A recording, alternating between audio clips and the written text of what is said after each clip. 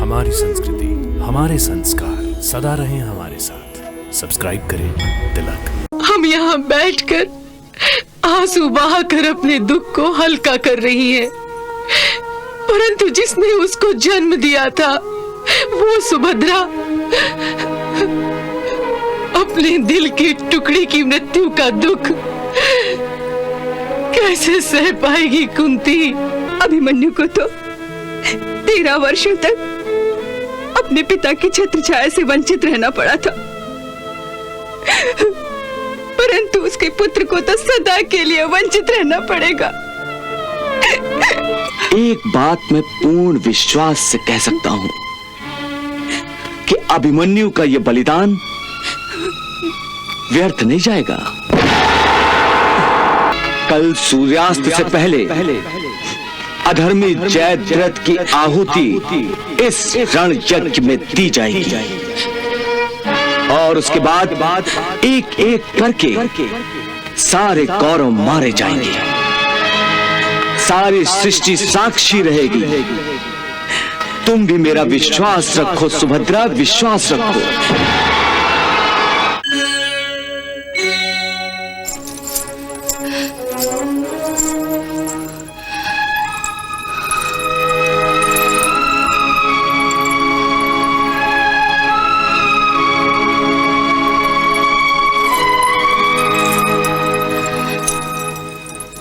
प्रणाम दीदी।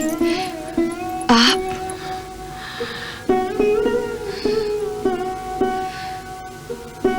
यदि आप आज्ञा देती तो मैं स्वयं आपके पास आ जाती। किसी अपने की मृत्यु का दुख तो सबको होता है, लेकिन जिसका दुख भारी होता है सांत्वना देने लोग उसी के पास आते हैं। इसलिए मैं तुम्हारे पास आई हूं।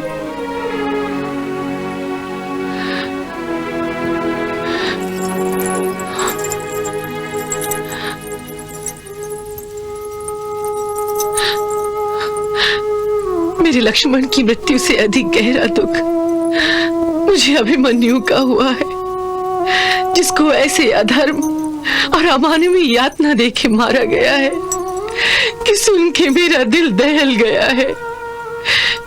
मैंने सपने में भी नहीं सोचा था कि मेरे पुत्रों के हाथों ऐसा भीषण पाप गढ़ेगा। दीदी, जिन्होंने पाप किया है वही इसका दंड भी भोगेंगे। दूसरों के पापों के लिए आप स्वयं को दोषी क्यों समझती हैं? क्योंकि इस भीषण पाप करने वालों को मैंने ही जन्म दिया है। अकेले में जब मेरा विवेक मेरे सामने न्याय का तराजू लेके खड़ा हो जाता है, तो जिस पलड़े में मेरे पुत्र होते हैं वो पलड़ा उनके पापों के बोझ से भारी होकर जब धरती को छूने लगता है तो मैं अनायासी अपनी कोख को कोसने लगती हूँ। दीदी, अपने आप को कोसकर अपनी आत्मा को इतनी यातना मत दीजिए। स्वयं पर इतना अत्याचार उचित नहीं है। यही उचित है कुंती, यही उचित है, क्योंकि जो अत्याचार तुम पर हुए हैं, जो अत्याचार पांडवों पर हुए हैं, उन अत्याचारों के लिए मैं आपसे क्षमा भी तो नहीं मांग सकती। हम सब कौरवों ने मिलकर तुम सबका कितना अपमान किया था, ये तक भूल गए थे कि पांडु कुल की बहू कुरुकुल की भी तो लाज है। फिर भी हमने द्रौपदी को बड़े दरबार में नंगा नचाना चाहा था। इतना सब कुछ होने के बाद भी हमारी आंखें नहीं खुली, शायद इसीलिए कि भगवान हम कौरवों को इस निर्लज्ज पाप का दंड देना चाहता था। इसी कारण तो ये युद्ध हुआ है और अब इस युद्ध में हमें अपने पापों का दंड भोगना पड़ रहा है। काश मैं इस युद्ध को रोक सकती। दीदी, हम नारियां हैं, हम चाहकर भी युद्ध को रोक नहीं सकती। दीदी, एक बार मैंने स्वयं छत्राणी बनकर अपने अपमान का बदला लेने के लिए अपने पुत्रों को संदेश भेजा था, लेकिन अभिमन्यु और लक्ष्मण की मृत्यु के बाद मेरी ममता ये निर्णय नहीं कर पा रही कि भावुकता में बहकर मैंने अपने अपमान का बदला लेने का जो आदेश अपने पुत्रों को दिया था वो उचित था या अनुचित। कुंती, धर्म की बात यह है कि तुम्हारा वो निर्णय उचित ही था। दीदी, हाँ कुंती, यदि ईश्वर को कौरवों का सर्वनाश स्वीकार नहीं होता तो ये युद्ध ही क्यों होता? क्यों सारे कौरव मेरी भांति अपनी आंखों पर पट्टी बांधे अंधों की भांति युद्ध की खाई में गिर जाते? और सबसे बड़ी सजा तो पितामह भुगत रहे हैं, जो तीरों की शैया पर लेटे हुए हैं। सारे कुरुकुल के सर्वश्रेष्ठ होने के नाते उन्हें अपना निर्णय देकर कौरवों और पांडवों के कुल को सर्वनाश से बचाना चाहिए था। दीदी, विधि का विधान ही कुछ ऐसा है कि होनी जब होने पर आती है तो उसे कोई नहीं रोक सकता।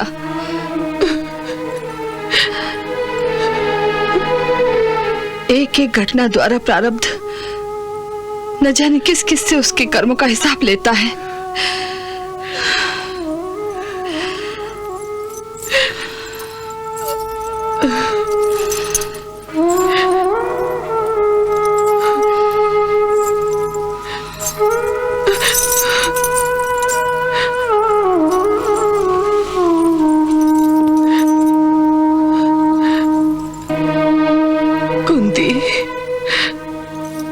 प्रारब्ध के कौन कौन से हिसाब हम चुकाएंगे? एक पाप का भुगतान पूरा नहीं होता और कौरवों के हाथों दूसरा पाप गड़ जाता है। द्रौपदी के अपमान के बाद अब अभिमन्यु की अधर्म से हत्या, न जाने इस पाप का दंड किस किस को भोगना पड़ेगा। वो बेचारा तो निष्पाप बालक था। हम यहाँ बैठकर आंसू बहाकर अपने दुख को हल्का कर रही हैं, परंतु जिसने उसको जन्म दिया था वो सुभद्रा अपने दिल की टुकड़ी की मृत्यु का दुख कैसे सह पाएगी? कुंती, अपने टुकड़े का दुख कैसे सह पाएगी? कैसे सह पाएगी सुभद्रा? कैसे सह पाएगी?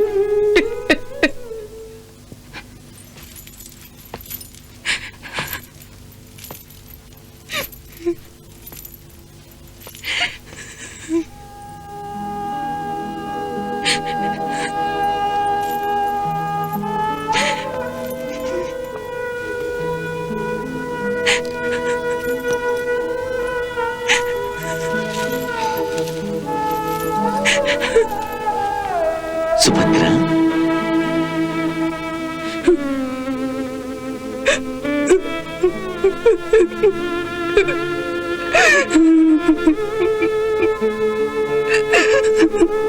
तुम तो एक वीर पत्नी हो, एक वीर मां हो, क्षत्राणी हो, फिर भी रो रही हो?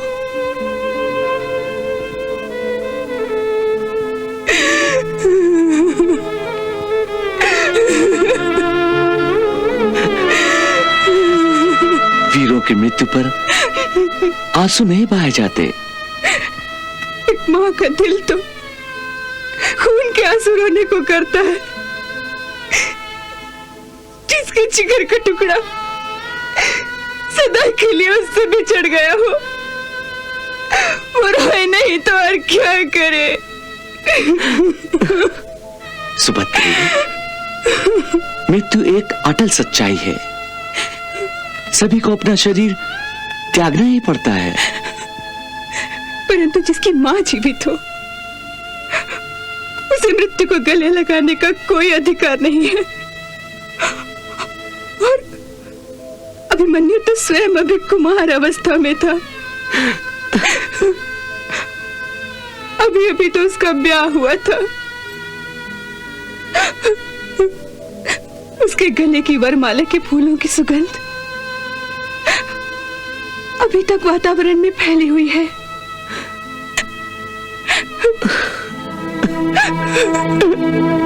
और इसके सेज के फूल अभी तक नहीं मुरझाए।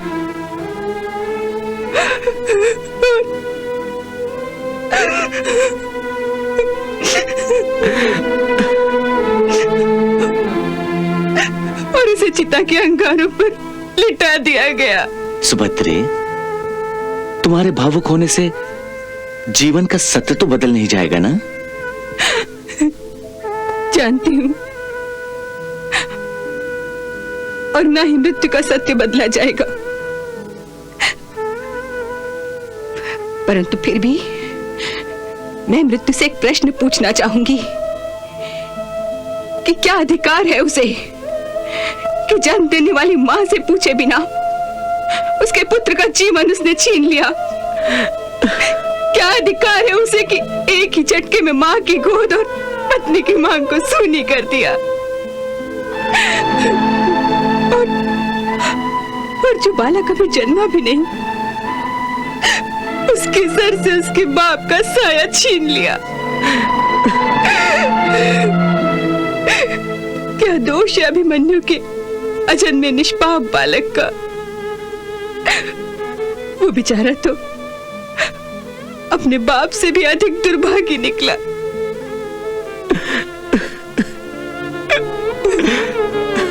अभिमन्यु को तो 13 वर्षों तक अपने पिता की छत्र छाया से वंचित रहना पड़ा था,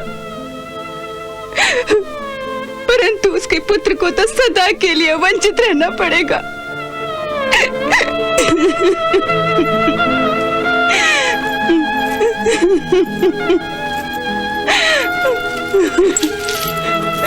शांत हो जाओ सुभद्रे, शांत हो जाओ।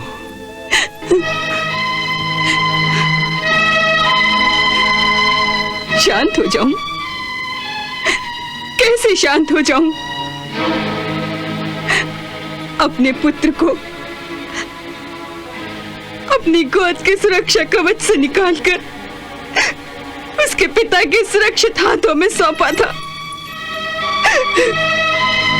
कौरव जैसे भेड़ियों के समूह में मेरे पुत्र को छोड़कर आप कहां चले गए थे? मार दिया मेरे पुत्र को उन लोगों ने, मार दिया।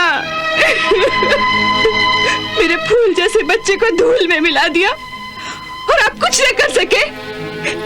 कैसे धनुर्धर हैं आप जो अपने तीरों से अपने पुत्र की सुरक्षा नहीं कर सके? मेरा पुत्र लौटा दीजिए, लौटा दीजिए। सुभद्रा और कितना बहोगी भावना के समुद्र में। सत्यता को समझो, जो होना था सो हो गया, होने को कोई नहीं टाल सकता। हाँ, एक बात मैं पूर्ण विश्वास से कह सकता हूं कि अभिमन्यु का यह बलिदान व्यर्थ नहीं जाएगा। सुभद्रा, अभिमन्यु का कौरवों ने वध करके वो अधर्म की चरम सीमा तक पहुंच गए हैं। इस अधर्म के हर एक दोषी को उसके अपराध का दंड अवश्य भोगना पड़ेगा। कल सूर्यास्त से पहले अधर्मी जयद्रथ की आहुति इस रण यज्ञ में दी जाएगी और उसके बाद एक एक करके सारे कौरव मारे जाएंगे। सारी सृष्टि साक्षी रहेगी। तुम भी मेरा विश्वास रखो सुभद्रा, विश्वास रखो।